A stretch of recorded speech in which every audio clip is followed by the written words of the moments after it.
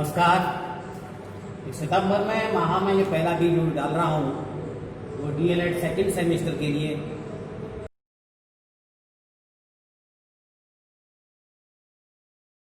विज्ञान का जो अगला भाग है वो केमिस्ट्री ही से रिलेटेड है, रसायन विज्ञान से रिलेटेड पार्ट को मैं आज पढ़ाने जा रहा हूँ। तो सबसे पहले मैं आपसे कहूँगा, जो अभी तक मैंने आपके ग्रुप चैनल पर या आपके जो ग्रुप में आप लोगों का जो डीएलएड सेकंड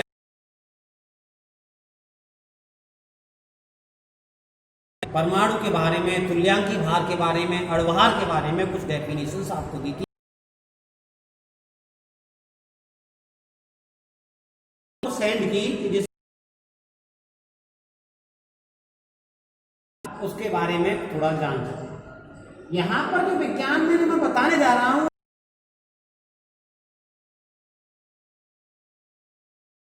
ऑफ मैटर, भी हम इस संसार में देखते हैं वह सब कुछ पदार्थ ही है।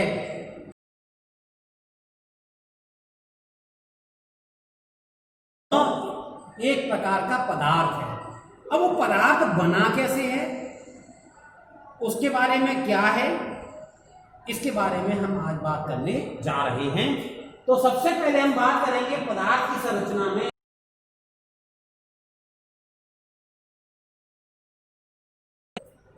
मॉलिक्यूल के बारे में सब बताऊंगा मैं, एटम नहीं, मॉलिक्यूल के बारे में पहले बताऊंगा, अणु के बारे में। यानी जितना भी संसार में जो कुछ भी दिखाई देता है वह छोटे छोटे कणों से मिलकर के जब कार्य करते हैं या बन जाते हैं तो उसको हम अणु कहते हैं। क्या कहते हैं उसे? अणु। तो छोटे छोटे। अब पदार्थ का वह सबसे छोटा भाग, यानी पदार्थ का वह सबसे छोटा भाग जो स्वतंत्र अवस्था में रह सकता है,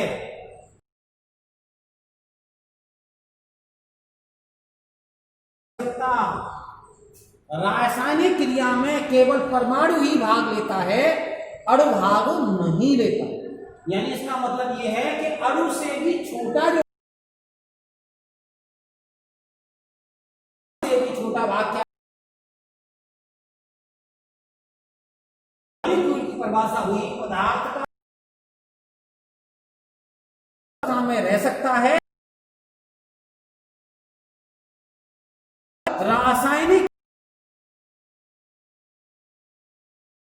बारे में कार्य हाइड्रोजन का एक अणु है, का एक अणु है O2, N2। लेकिन हम ये बात कहें कि ये सबसे छोटा भाग सही, लेकिन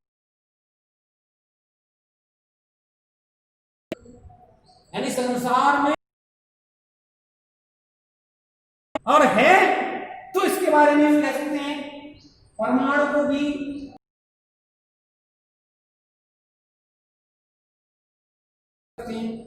और किया ही जाता है। पदार्थ के बारे में बात करें, इसकी बात में बात करेंगे बाद में, लेकिन हम इनकी डेफिनेशन पे ही चर्चा कर रहे हैं आज अभी। तो इनकी डेफिनेशन पे जब चर्चा हम करने जा रहे हैं तो हम बात करते हैं परमाणु के बारे में, एटम के बारे में। प्रत्येक पदार्थ छोटे छोटे छोटे छोटे कणों से मिलकर बना है। जैसे कि ये चौक है बेटा, ये चौक क्या है, ये छोटे छोटे कणों से मिलकर के बना होता है। देखो ये छोटे छोटे का, इसमें से ये बुरादा सा निकल रहा है, इसके छोटे छोटे कण हो गए, ये क्या हो गया? परमाणु। और ये चौक बहुत से परमाणु मिलकर के एक अणु का निर्माण करते हैं। यानी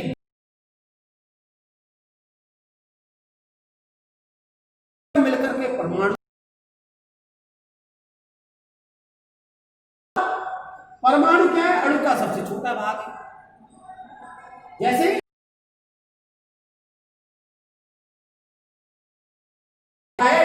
परमाणु कहलाता है, भाग ले सकता है। हमने यहां भी कहा ये छोटे भागों में रह सकता है, स्वतंत्र अवस्था में रह सकता है।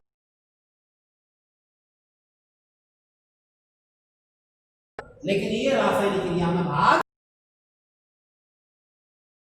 एक हाइड्रोजन और एक दूसरा हाइड्रोजन दोनों के यदि परमाणु एक साथ इकट्ठे कर दिए जाएं तो अणु का निर्माण कर देते हैं। H प्लस H यानी एक हाइड्रोजन और दूसरा हाइड्रोजन जो कहला रहा है ये परमाणु, और ये H2 बन गया, ये क्या हो गया, अणु हो गया। जैसे हम Cl की बात करें तो Cl plus Cl equal to, यानी रासायनिक क्रिया होगी, क्या बनेगा, ये परमाणु है जो दो छोटे छोटे कण, हमने क्या जो छोटे छोटे कणों से मिलकर तो क्या बन जाएगा, ये क्या है, एक परमाणु है, ये भी क्या है,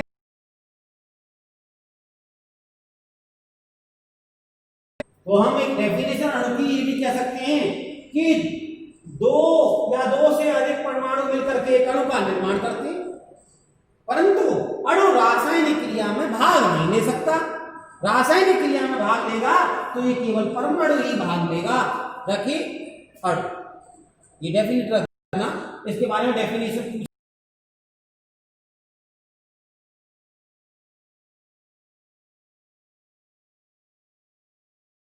O2, O2 क्या है, अणु,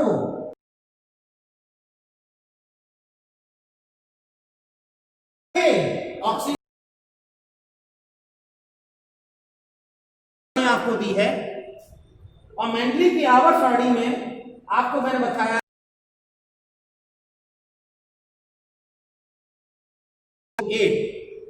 ऐसे नाइट्रोजन परमाणु भार 14 है, इसके बारे में बात करूंगा, लेकिन वो आपको पीरियोडिक टेबल याद करनी होगी बेटा। ये याद करेंगे तो आपको बहुत अच्छी तरह समझ में आ जाए। केमिस्ट्री सबसे सरल है विज्ञान में।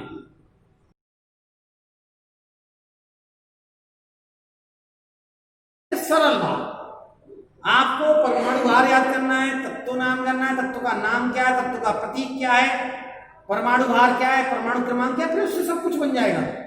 सब कुछ आप फिर कर सकते हैं, लेकिन ये ABCD याद नहीं है तो केमिस्ट्री सबसे टफ है। मैं मानता हूं कि केमिस्ट्री सबसे सरल है, और आप भी इसको बहुत अच्छी तरह सीख सकते हैं। थोड़ा सा मेहनत करने की आवश्यकता है, थोड़ा लर्न करने की आवश्यकता रहेगी, और आप इसको बहुत अच्छी तरीके से कर सकते हैं। तो मैंने अभी आपको मॉलिक्यूल्स और एटम के बारे में आपको बताया। तो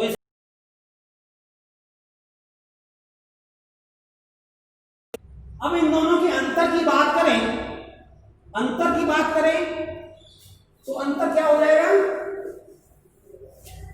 देखें अंतर, ये 2 नंबर में क्वेश्चन पूछा जाता रहा है। अंतर की बात करें, अणु एक तरफ कर लें, एक तरफ क्या कर लें, परमाणु। तो पहले तो उनकी डेफिनेशन ही लिख दो कि पदार्थ का अणु पदार्थ का सबसे छोटा भाग होता है जो स्वतंत्र अवस्था में रह सकता है। पदार्थ का छोटा भाग स्वतंत्र रह सकता है, ठीक है।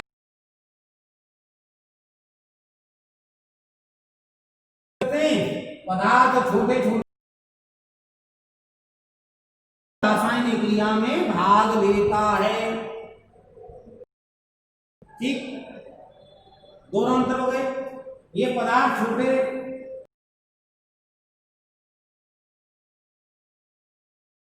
में भाग नहीं ले सकता, ये छोटे छोटे कणों से मिलकर के परमाणु बना होता है, और यह रासायनिक क्रिया में भाग लेता है, ले सकता है, लेता ही है। अणु कई परमाणुओं से मिलकर के बना होता है। दूसरा अंतर आ जाएगा, अणु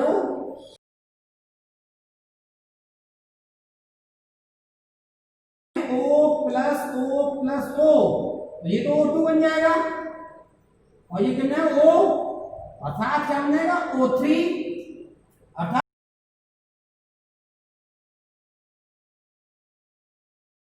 मिल जाए तो क्या होगा, ये O3 का निर्माण करेंगे। 2 या 2 से अधिक जब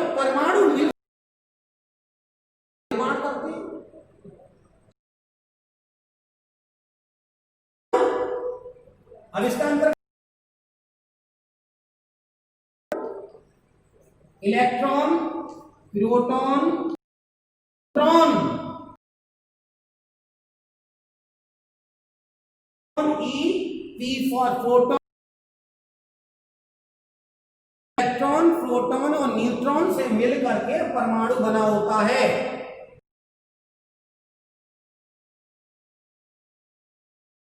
परमाणु भी 3 भागों में डिवाइड किया जा सकता है, इलेक्ट्रॉन, प्रोटॉन और न्यूट्रॉन्स में। यानी ये इसके अंतर चल रहे हैं, अंतर देख सकते हैं।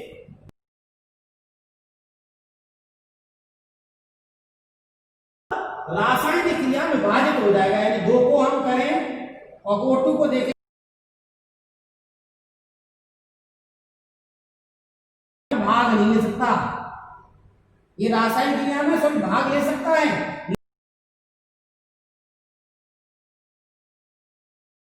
H नहीं दिखा देगा हुआ, आधा Cl लिखा हुआ नहीं देखा हुआ, लिखा होगा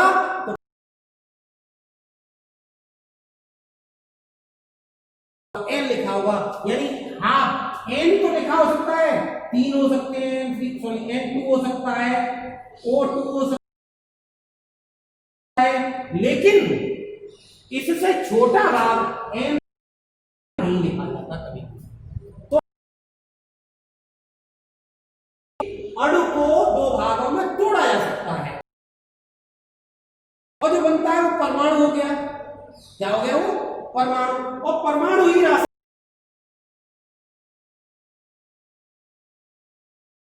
इनकी संख्या को आधा, पौन, चौथाई, 2%, 3% नहीं दिखा सकता।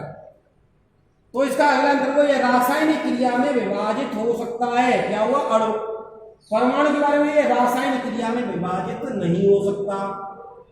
तो ये मैंने आज आपको अंतर भी बता दिया। क्या बता दिया? अंतर बता दिया। पहला अंतर क्या हो गया कि पदार्थ का वो छोटा सा छोटा भाग जो स्वतंत्र अवस्था में रह सकता है, अणु कहलाता है। कणों से मिलकर के बना होता है, जो स्वतंत्र अवस्था में भी रह सकता है। परंतु अगला अंतर क्या हो गया? यह रासायनिक क्रिया में भाग नहीं ले सकता। परमाणु रासायनिक क्रिया में भाग ले सकता है। तीसरा अंतर, कई अणु क्या है? कई परमाणुओं से मिलकर के बना होता है। परमाणु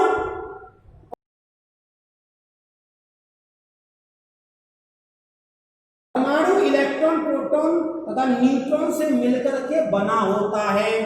अगला अंतर क्या हो जाएगा? यह रासायनिक क्रिया में विभाजित हो सकता है। कौन? अणु। परमाणु रासायनिक क्रिया में विभाजित नहीं हो सकता। 2 नंबर आपके पक्के हुए।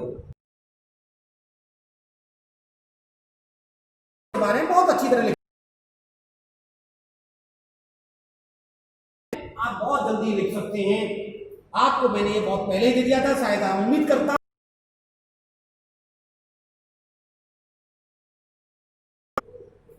अणुभार के बारे में।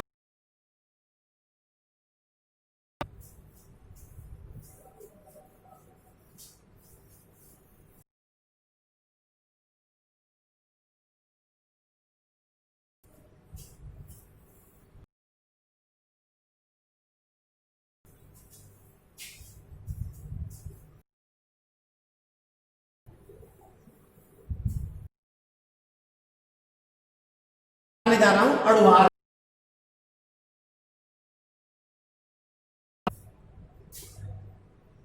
अणुभार याद करना।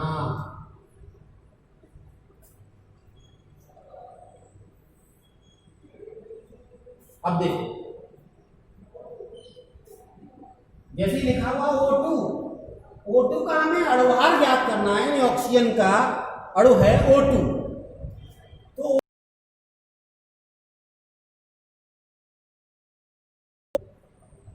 2 गुणा O। O2 को हम ऐसे भी लिख सकते हैं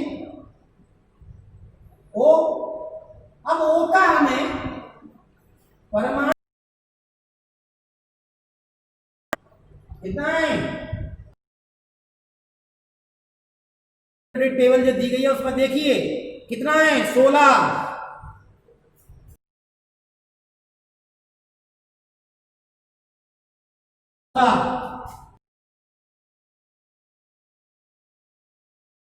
क्रम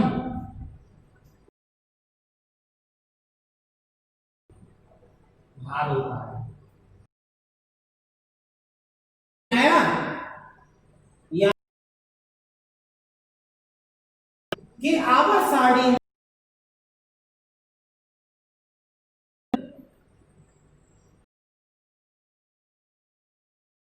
नंबर पर स्थित है और परमाणु क्रमांक किसी भी तत्व के पहले लिखा जाता है और नीचे लिखा जाता है। ये तत्व है वो, इसके पहले लिखा जाता है और नीचे लिखा जाता है। परमाणु भार किसी भी तत्व के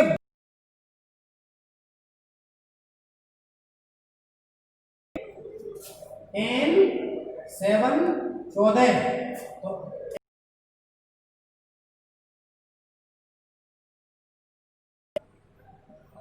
साथ क्या है इसका, परमाणु क्रमांक। और परमाणु क्रमांक को इंग्लिश में कहते हैं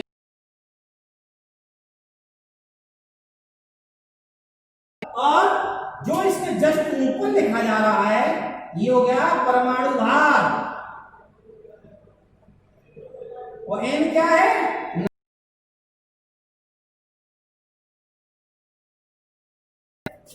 बात समझ में आ रही है ना?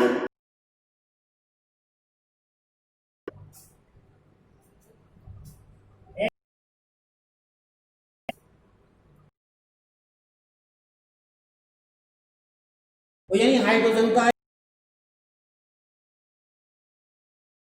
परमाणु क्रमांक के 1.008 इन आम बोलचाल में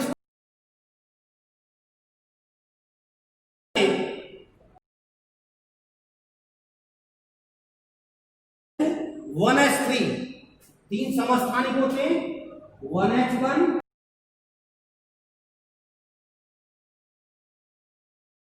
प्रोटेरियम बोलते हैं, इसे ड्यूटेरियम बोलते हैं, इसे ट्राइटेरियम बोलते हैं।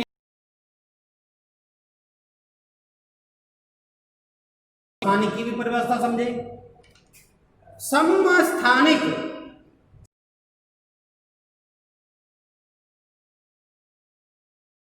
स्थान तो समान है, स्थान तो समान है,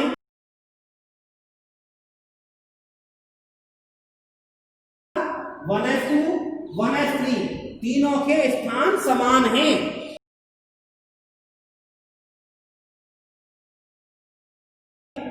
ये परमाणु क्रमांक भाग 1, परमाणु भाग 2, परमाणु भाग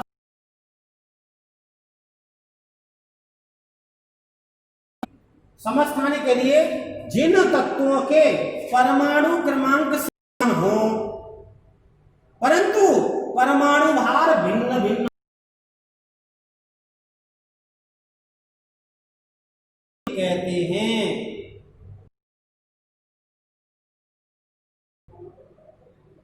संभारित दूसरा आइसोटॉप्स, ऐसे तो भार समान हो यानी परमाणु भार समान हो उन्हें हम संभारिक आइसोटॉप के नाम से जानते हैं। ये समस्थानिक की और संभार की मैंने आपको परिभाषा बता दी, संभारिक, समस्थानिक, संभारिक। समझ में? तो मैं बात कर रहा था,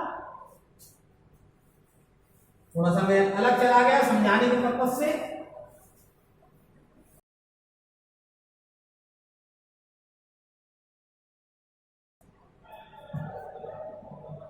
ओ तो हमने ऑक्सीजन का परमाणु भार बताया जो कि टेबल के अनुसार है, क्या है, 16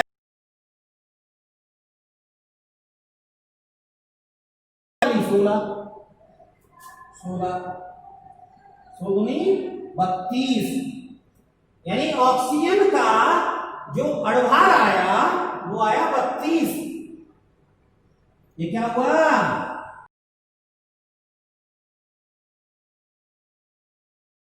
का देखें, ये पहला एग्जांपल हो गया।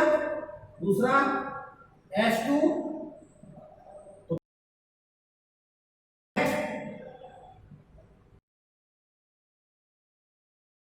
हाइड्रोजन का परमाणु भार कितना है? अभी मैंने बताया था 1।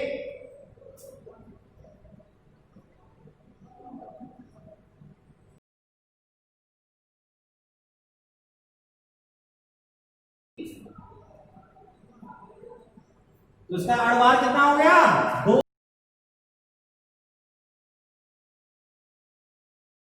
जाता है। तो आप इसे बहुत जल्दी सॉल्व कर सकते है। तो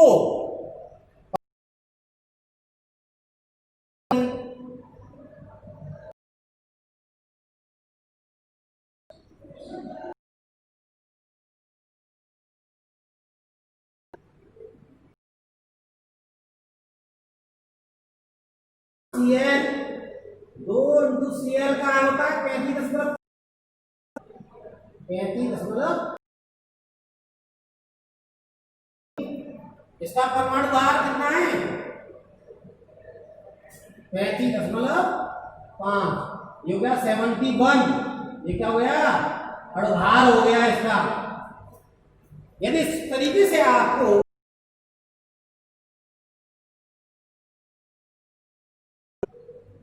क्लियर आया समझ में आपको? अब मैं थोड़ा बड़ा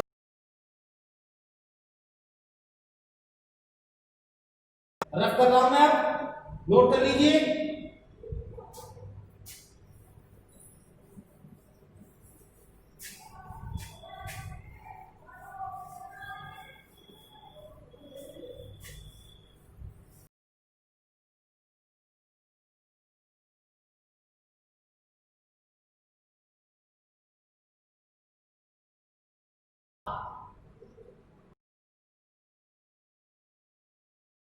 तो पहले हमें इसका फॉर्मूला क्या होना चाहिए? वो इसका सूत्र है। अब इसमें देखें तो हाइड्रोजन से मिलकर बना है और ऑक्सीजन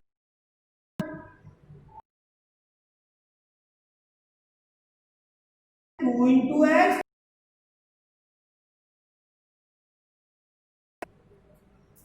अब हाइड्रोजन का हमें पता है परमाणु भार हमने बोला था 1।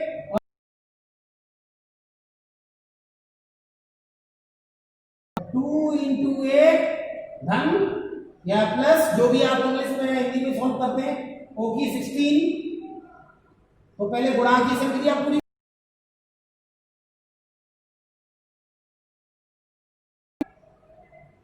18 हो, यानी जल का जो अणुभार हुआ वो 18 निकला। तो ये क्या हुआ? ये जल का अणुभार। आप इसको बहुत जल्दी सॉल्व कर सकते हैं, बहुत ही सिंपल तरीका है।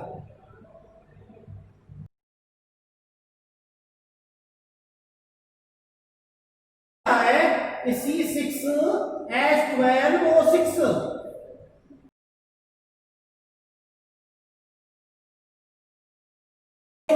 यानी ग्लूकोज। ये क्या है? ग्लूकोज। इस ग्लूकोज का हमें अणुसूत्र ज्ञात करना है। तो क्या हो जाएगा? देखिए अणुसूत्र तो है, अणुभार ज्ञात करना है। तो C6 plus H12 plus O6। तो हम इसको लेते हैं C6 इंटू C।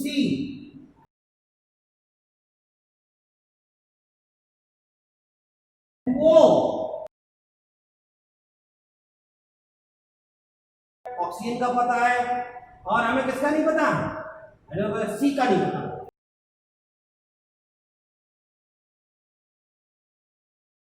और 12 इसका परमाणु।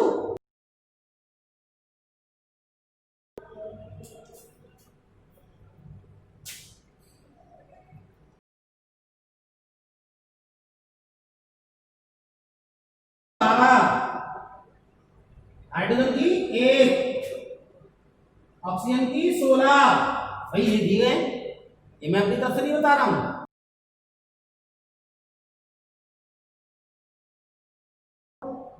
बारह का गुणन कर लीजिए। हाँ करिए, देखो से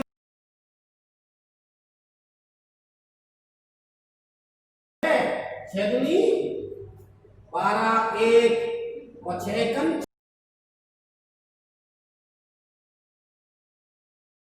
तो 12 छक्के 72, यानी 72। 12 का गुणा 1 में 12 एकम 12 और 16 का 6 का या 16 का बड़ा 6 बड़ा 16 छक्के 96, जोड़ लीजिए और 2 8, 8 और 2 10, 0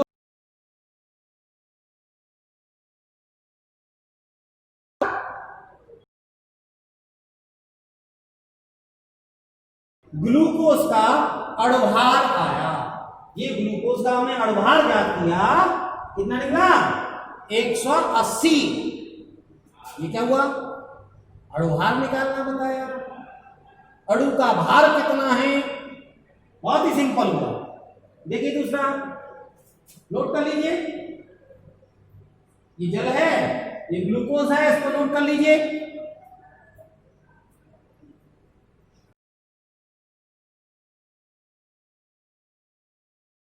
हाइड्रोक्लोरिक अम्ल के बारे में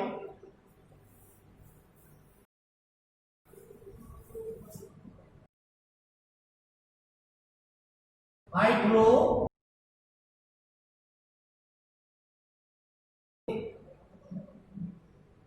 अम्ल, इसका सूत्र होता है और इसको हम तोड़ सकते हैं H+Cl। H की हमें पता है परमाणु भार कितना है, Cl का भी हमने बताया था, Cl का कितना होता है 35.5। कर दीजिए, H की वैल्यू 1, Cl की 35.5, ये हो गया 0.5, तो ये हो गया 5 1 6, 36.5 आया इसका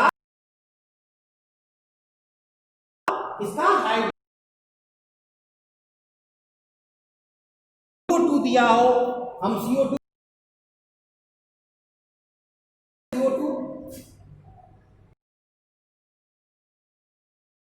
प्लस O2 का 12, 2 गुणा ऑक्सीजन का 16, 12 plus O2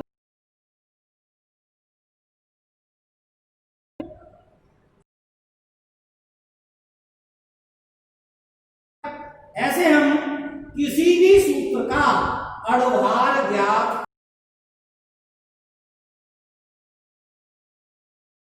number, atomic weight और परमाणु क्रमांक, परमाणु भार, इसको हिंदी इंग्लिश में बता दिया मैंने आपको।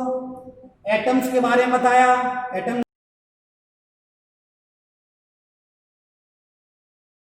दोनों के बारे में बताया, यानी अणु, परमाणु भार, अणुभार। और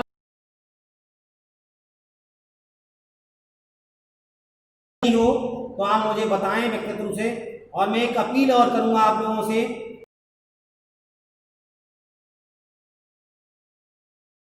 इंटर्नशिप में कार्य किया है उसको पूर्ण कर लें और फाइनल इंटर्नशिप की फाइल तैयार कर लें और अपने एग्जाम की तैयारी में जुट जाएं। आपके एग्जाम बहुत जल्दी होंगे।